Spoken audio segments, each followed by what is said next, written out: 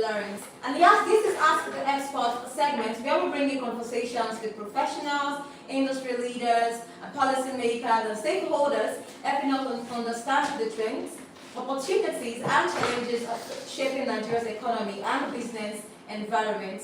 And yes, in recent weeks, the federal government has defended Nigeria's debt profile, maintaining that the country's debt remains at a manageable level, and despite growing public concerns about borrowing, rising living costs, and fiscal sustainability. And yes, according to the presidency, key economic indicators such as the debt to GDP ratio, debt service obligations, and national revenue performance suggest that the country is making progress in managing its finances. The government also argued that ongoing economic reforms, including foreign exchange adjustments, revenue expansion and measures, and the removal of petrol subsidies are beginning to produce positive outcomes. Officials believe that these reforms have strengthened public finances, increased allocation to states and local government, and created greater capacity for investment in infrastructure and social development. And so yesterday, we will be discussing Presidency defends Nigeria's debt profile. Is the economy on a sustainable path? And yes, joining us in the studio this morning is Mr. Adegboyega Adebanjo. He is an economist with extensive knowledge of public finance, macroeconomic policy, fiscal sustainability, and economic development. And yes, over the years, he has provided analysis on government borrowing, revenue generation, monetary policy, and the broad implication of economic reforms on businesses and households.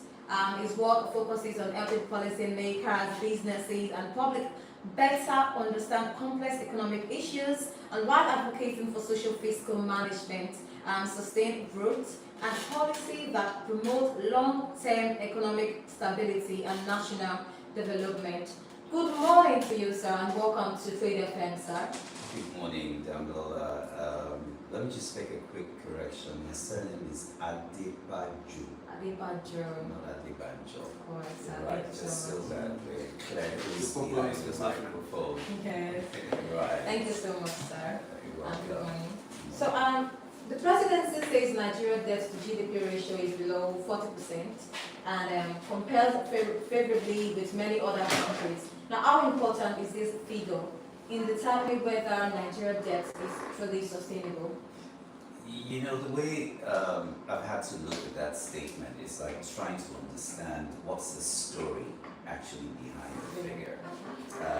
So you've got two indices, debts and GDP, being put together in the form of a ratio in terms of what's the relationship between them. Yeah, fine, it's a good enough ratio, and 40% is the international staff. From an international perspective, it's not a bad figure, it's not a bad ratio, and it looks well.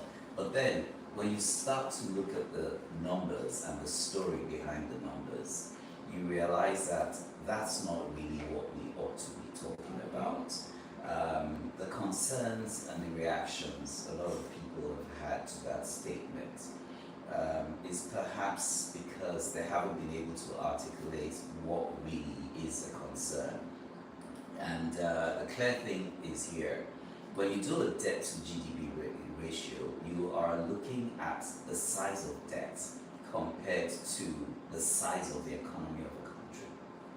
And the standard for that measurement is such that it makes it easy to compare countries, which is why the statement included a comparison with another country. But that's not the key thing for us in Nigeria, and it's an interesting stage we are now. Some will say it's a consequential moment. Consequential because of what has happened in the recent past and what we expect to happen in the next 6 months. Now, when I say the recent past, I'm talking about the trend in disinflation, inflation coming down. I'm talking about international rating organizations upgrading Nigeria in terms of its credit status and its performance. I'm talking about the central bank beating its chest, and wonderfully so, deservedly so, in terms of achieving some degree of stabilization with the Naira and with the foreign reserves moving coming up, Yes. where it is. So that's good, and that's the recent past I refer. But ahead of us, we have certain headwinds. Where we're right in the middle of what I tend to refer to as the election economy in Nigeria, and it comes about every 4 years, and you pretty much understand what I'm saying. It's going to remain with us till May next year, and the challenge there is that the amount of money spent, the cash in circulation, the challenges from a fiscal perspective, they tend to be significant during elections. So that is why this is a consequential moment. And I felt it was necessary to speak to that, to give us a sense of the environment in which what we're talking about. So what perhaps is key is not so much the debt to the GDP ratio, which is just like how large is the economy and how much have you borrowed. What perhaps is much more instructive is the debt service to revenue. And let me try to break that down for our listeners. So I've got a business that is worth, say, 100 million. And you want to compare me to another business, and you're saying the amount of debt I have on my books is maybe 50 million or 40 million or 80 million. That's one, level of comparison that's easy. But what becomes key is, yes, it's 100 million naira company, but how much am I earning in terms of revenue? And how much am I using out of my revenue to pay off my debt and the interest rates? And that brings us to another ratio, an index that's very, very important, and that's the debt service to revenue ratio. And this is where the challenge, the focus should be where Nigeria is concerned. Again, the government perhaps would beat its chest and speak to that, because around early 2023, we were spending almost 100% of revenue to pay back debts. The government's done a wonderful job between the central bank and the Ministry of Finance, and right now, debt service has come down to about 60% thereabouts. It's not where we should be. It ought to be lower, but it's quite something to have achieved between 2023 and now, given what we had. And that is a significant index, because your ability to keep servicing the debt you have based on the revenue you have is key. We also want to wonder, why are people so interested in debt? Perhaps because Nigeria's debt has been growing at 30 to 40% a year since, and people are wondering, why are we borrowing so much money from all sorts of sources? And that's looking at debt in isolation, not as a ratio now. So the challenge really is, for each and every one of us, we want to see that whenever the government borrows, there's something tangible we can point to. And the borrowing is often authorized within the scope of a budget in any country, where we've got appropriation, which is passing the law that you can spend. And I always point out to people that there's a difference between the budget being approved and the actual spending. And what we find is that we want to ask ourselves, is the government actually spending based on prioritizing certain areas of the budget? Capital spending has increased, and the government's explanation more often than not is, we're borrowing for infrastructure, for capital spending. And what we haven't yet seen is that whilst the macroeconomic dashboard allows us to be able to say it's a stable economy, the FX is stable, inflation is coming down, foreign direct investment, FX flows are coming in and all that, the macro dashboard looks good. But that alignment with the micro economy in terms of individuals is yet to be seen. Maybe I should just stop here a while. I guess you've got to solve the question. Okay, so government officials say the debts and service to revenue ratio are falling significantly over the past few years. Now, what does this indicate about Nigeria's fiscal health? Well, so it's good. It just shows, like I said earlier, it's a measurement of something positive. Um, Based on the revenue we're getting, the amount we're using to service our debts is lower in percentage terms. In percentage terms, not necessarily absolute terms. So when you think about the fact that the debt has been increasing, you're then wondering what has happened. And what has happened really is that the revenue has increased. Okay, but it's still pretty thin. And I use the word thin because we still remain a monoproduct economy. Things have happened internationally that have made crude oil prices beneficial to the revenue situation in Nigeria. The tax reform is there, and there are figures to say the amount of tax collected has increased. But at the end of the day, we're not again where we are in terms of tax collections in the economy. Now, let me just step back a bit and go to the debt to GDP ratio again. Recall I said that it's usually an index to compare countries. Yes. And you can say, oh, we're better off than some countries. Now, when you look at some of those countries, you're saying we're better off than. If you see the figures relating to what's referred to as the tax to GDP, okay, remember GDP is the size of the economy. Now, how much tax are you collecting given your size? Nigeria comes out, distant and not too impressive in terms of that measurement. So there's still room to thicken the revenue, and unless we can do that, the beauty of what we have now is it may appear temporary rather than a structural improvement. And I say that because if anything happens to the price of oil, revenue will be what it will be, and that ratio of debt service to revenue goes up, and then that's good. So now when it comes to revenue, the presidency argued that improved revenue generation is helping to manage debt more effectively. Now, what specific factor may have contributed to this improvement? Again, like I said, in the past 13 months, so to say, we've seen a lot happen. The price of oil, the Gulf War triggered an unprecedented increase. Well, not unprecedented in circumstances of the war, but inevitably it's something that will tend to happen. So we have that, and then we have the case of, because of the tax reforms, a lot more people have done some degree of voluntary tax reporting, and so you find that there's a lot more money coming into government. There's certain areas of business, and if you look at some of the corporate results coming out of listed companies on the exchange, you will find that there will be increases in profit after tax, particularly with the banks, and that would mean corporate income tax is increasing.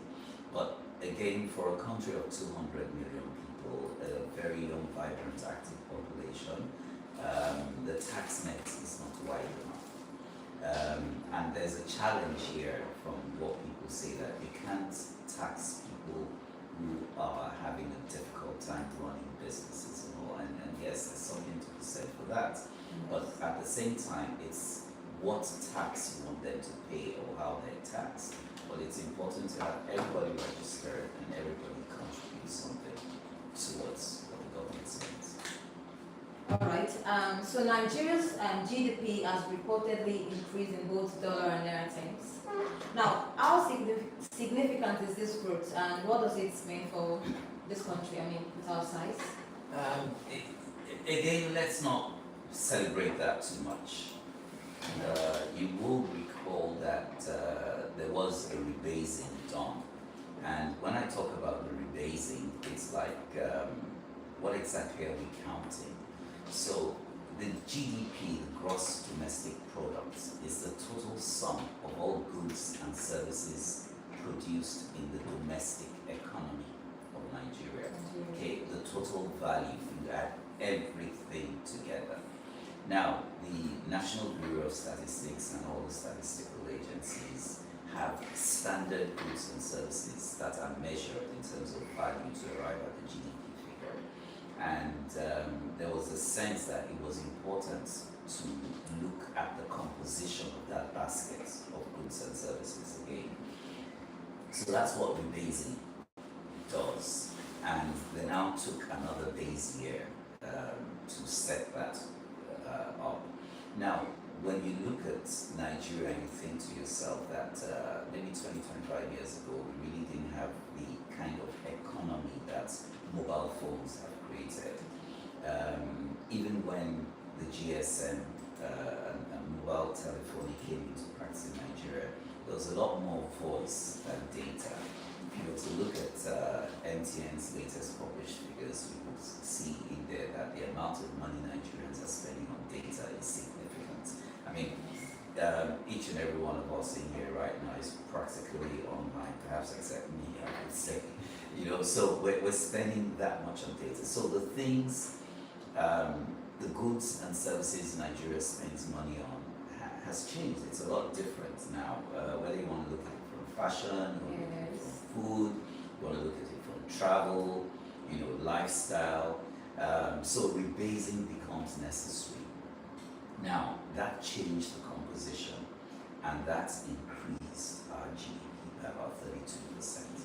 Now, what the dollar also did in terms of the impact of that was that there was some adjustment because the naira was devalued. So it did go up in naira terms, but because it also went up significantly, even though the naira was devalued, there was still a certain increase. But the reason I say it's not celebratory, something we should be celebrating yet, is because we're still the fourth largest in Africa, essentially, behind South Africa, Egypt, and Algeria. And they're pretty strong economies. They continue to, it's not a competition, it's not a race. It's about how well and how sustainable the growth is achieved. The IMF's projection still puts growth this year almost 4%. The government itself is looking at about 3.5% growth. But some people say for an economy of the population we have, that growth is still small. And so who knows whether there can be some degree of building onto the achievements of the reform that we have.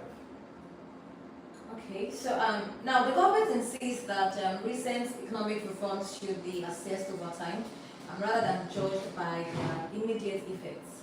Yeah, that absolutely makes sense. In economics, there tends to be a lag between causation and effect, or between action and impact. And sometimes there are aspects that are key and immediate, but the ultimate aim, the ultimate impact, they tend to take time. And categorically speaking, this focuses on the reforms and the achievements for which the government is beating its chest. The federal government itself is supposed to be focused on the macroeconomy, not the microeconomy. The macro creates the enabling environment for the microeconomy to grow and to thrive. And so between the central bank, which is responsible for monetary policy, and the Federal Ministry of Finance or fiscal policy, to a fair degree they've done pretty well in terms of what we have now. And the big question is, so why isn't it coming down to the common man? So here's how it comes down. The first level by which it impacts is that when companies start to increase in terms of revenue and their business grows, they start to increase the salaries of their staff. So we then move to affordability for the sake of lifestyle. And it doesn't matter if you're not a salary earner. The point that I start to earn perhaps double what I used to earn, it instantly means that I have more money to spend, and I may decide to go and have a meal in a fine dining restaurant compared to if I didn't have the money to afford it in the first place. So that is how the impact goes. But the question is then asked, so why isn't that happening? Why haven't we seen it yet?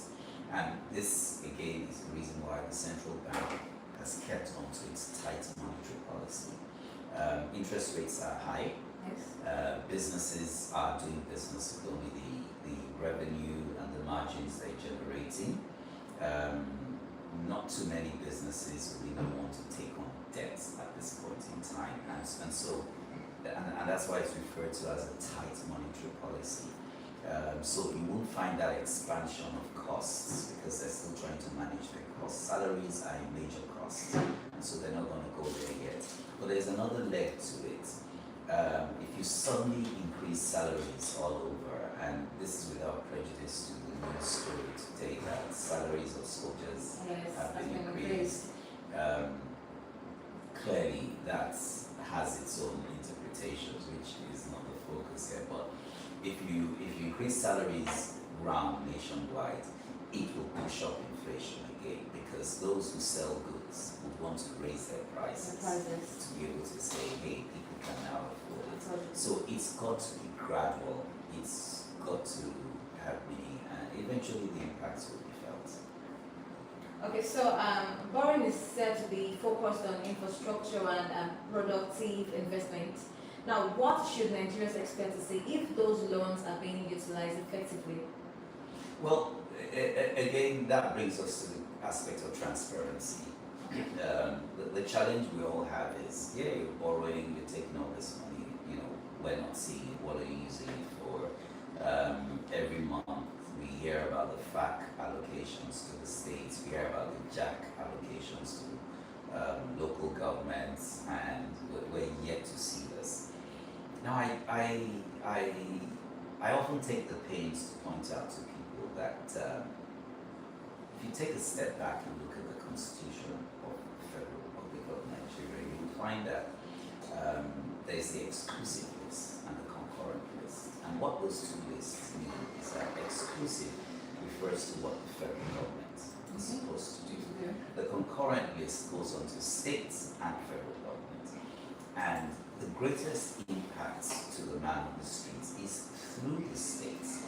The federal government's role is to create an enabling environment. It is up to the states to impact the residents of each state, up to the local governments to impact the residents of the local governments. That's why those two tiers of government are there. And so when we question this transparency thing at a large scale, what we should be questioning are those persons, particularly at the state government level.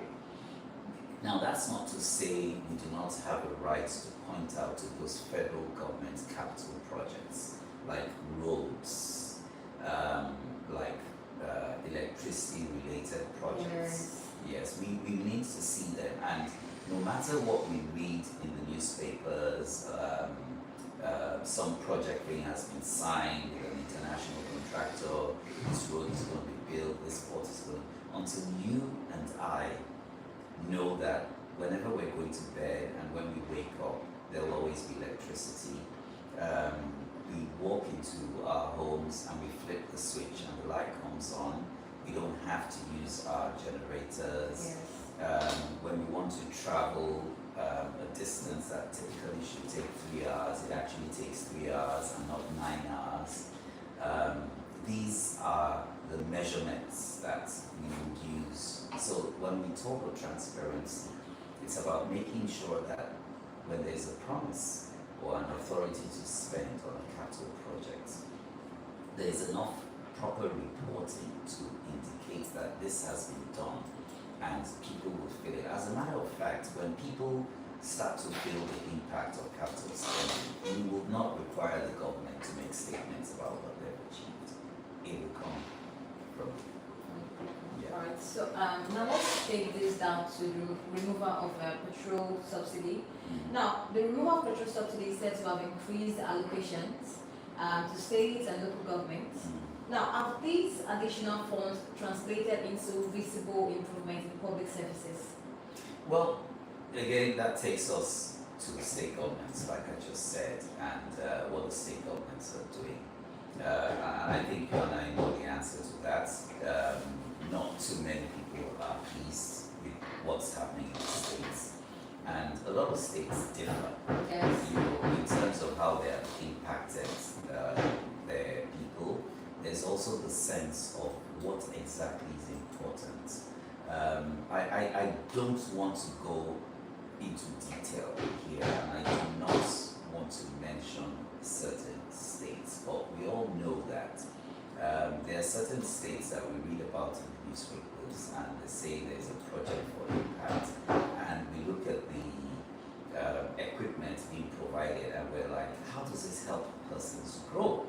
You know, or an instance where a state spends money and says, yeah, we're going to sponsor weddings, that's great.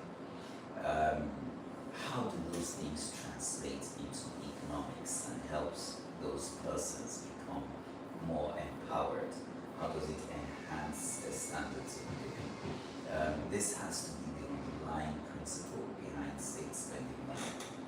And so when we say that and we agree that, we know that we can look at certain states and see, where there is an impact and where there is none. Of course, the UN has the Human Index, the Poverty Index. There are all these indices to measure those elements of the SDGs, and it'll be simple enough to rank the states in terms of the impact of what they've spent. So I think states need to start looking to that. All right, so what role should state and local governments play in ensuring that increased federal allocations lead to meaningful development? So, the budget itself is a plan. It's simply a plan of how much money do I think I'm going to receive and how much money am I going to spend. For states, yes, there's a lot about budgeting. For local governments too, there's budgeting. We see less in terms of reporting and monitoring and the impact of what local governments do than of states. But even with states, the question is asked, we saw the budget, but we're not feeling the impact. So this is where we need to look at when those in authority have a plan, to what extent do they prioritize the spending? How much of an interface has there been between the people and the governments? Yes. Okay, and I use the word governments to reflect subnationals. Because if there's an interface, there's been a survey, then you know and fully understand where my pain points are. And your role in government, the social contract as it's called in political science, is to ensure that my pain points are met and dealt with. We're not seeing enough of that right now in a lot more states. Sometimes some things come up as emergencies, but let me just sound this note here. It's very easy for us to keep pointing fingers at the state governments and saying they're not doing enough for the people. I cannot but say, based on my interaction with some state governments and with some people in certain parts of some states, that the people themselves make it difficult. When you look at some areas where you've got flooding, it is the behavior, the habits, and the lifestyle of people that has significantly contributed to drains being blocked. Yes. It is the behavior, the lifestyle, the habits of people who drive on the roads that creates sometimes the traffic we have, and then people will start to blame the government. Rather, first of all, you need to hold yourself accountable in terms of how you live, in the state you reside, whether you follow the laws and you do what needs to be done. We found that wherever a state government wants to enforce certain environmental laws, people always point fingers and say they are wicked, they are, it's an overreach, but it's necessary. Okay, so what are the biggest risks Nigeria could face if borrowing continues without corresponding growth in productive sectors of the economy? Well, I believe I said something to this earlier. If borrowing will continue, it will increase. It's projected to rise a lot more, maybe by about 30-40% by 2027. 2027 and 2028.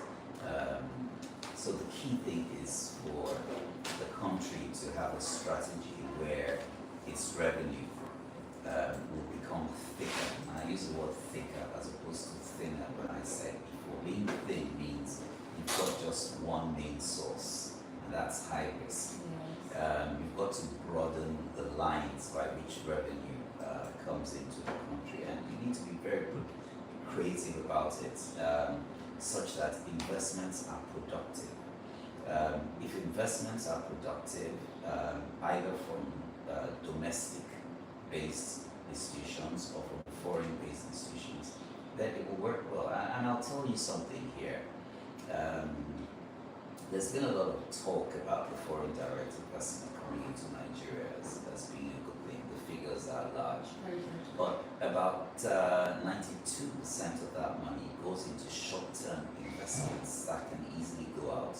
And in the world of finance, we refer to that as hot money. You know, it comes in here because the interest rates are high enough in those instruments.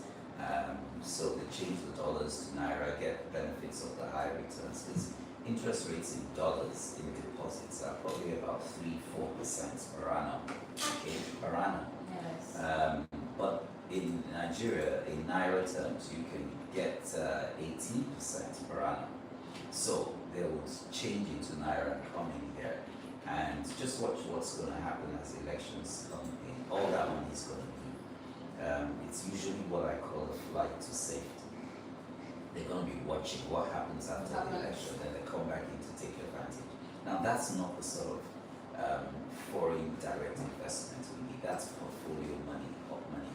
What we need is real, productive, long-term foreign investments, where foreign companies come in here, Yes. establish factories, put stuff on ground that we all know is going to stay here 10, 15, 20 years, become productive, add to the GDP, employ people.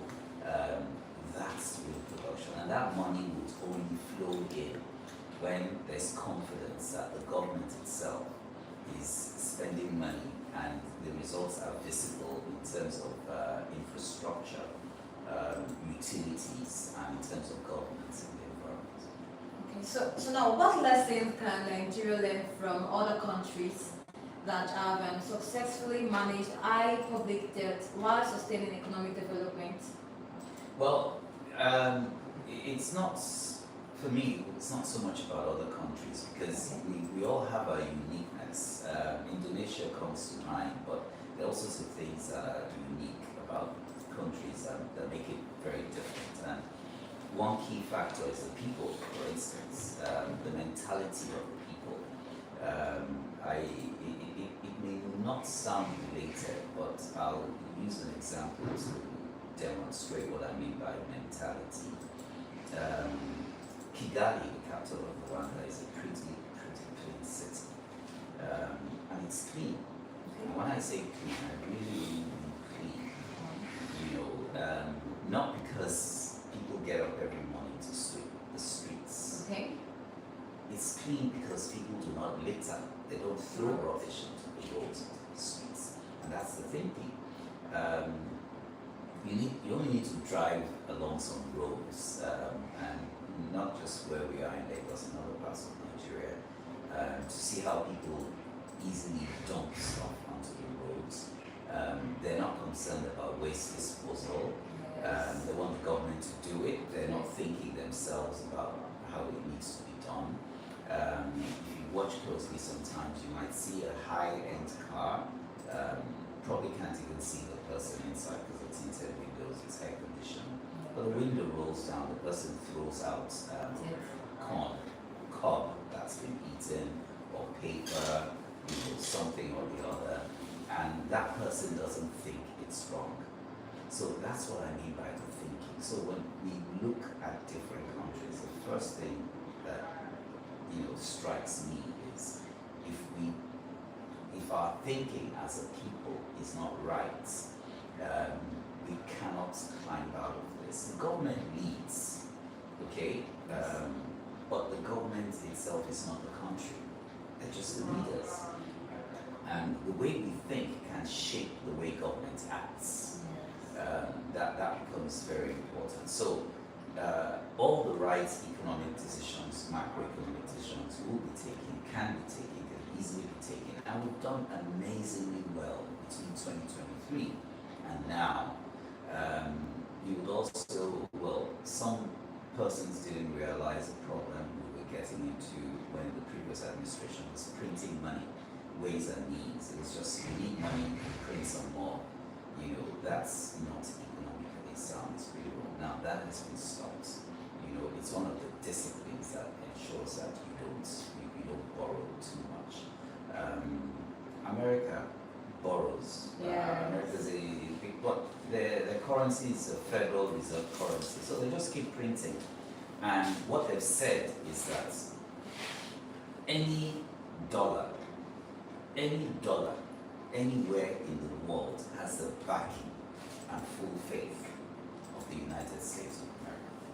So that gives you confidence. If you're in an island with nobody else and you have a dollar, you'll know that once you get to where you can spend it, you'll be able to spend it. Okay, so not all countries have that benefit.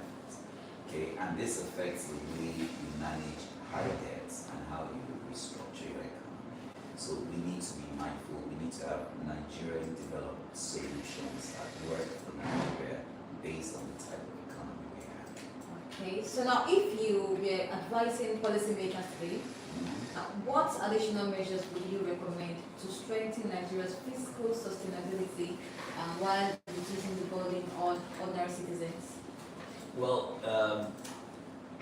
I'm probably just going to try to connect dots from some of the things I've said, and ultimately it's essentially that you want to make sure that you expand revenue as much as possible, so that it's not so thin, it's broad, and you're able to service the debt you can, but then to be able to keep the debt service coverage ratio at a certain statutory level ceiling. Right now, there's no statute in the ceiling of that, but there's a need to do so. All sorts of debts that we will take, we must be transparent about it.